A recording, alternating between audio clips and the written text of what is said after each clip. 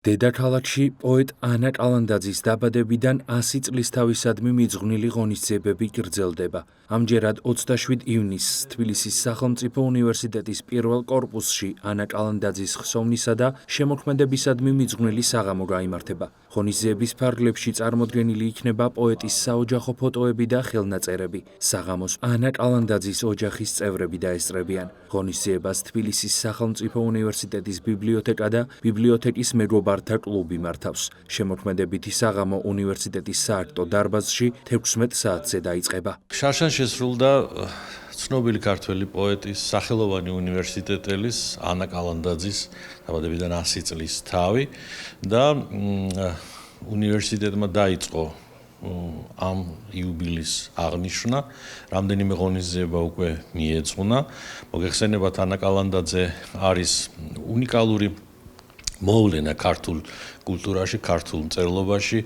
ის 1946 წელს გამოჩნდა, მაშინ როდესაც ჯერ კიდევ მეორე მსოფლიო ომი ახალი დამთავრებული იყო და მაშინდელი საზოგადოება ამ საშინელ ტკივილებს იშუშებდა და შეიძლება ითქვას თითქოს და ანა კალანდაძის საოცარი სითბო, საოცარი ლირიზმი სალბუნივით მოეფინა მაშინდელ საზოგადოებას და სიყვარული, რომელიც პირველივე ლექსებიდან მოიპოვა ანა კალანდაძემ, არ განელებულა მის სიცოცხლის ბოლომდე და მისი გარდაცვალებიდანაც გრძელდება.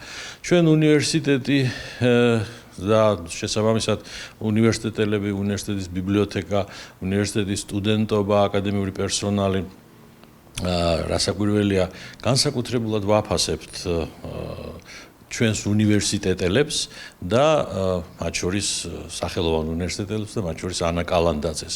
რასაკვირველია, ანა კალანდაძე ეკუთვნის მთელს ქართველ ხალხს, მაგრამ ის შეიძლება ითქვას, რომ თითქოს მგონია, რომ ის განსაკუთრებულად ჩვენია.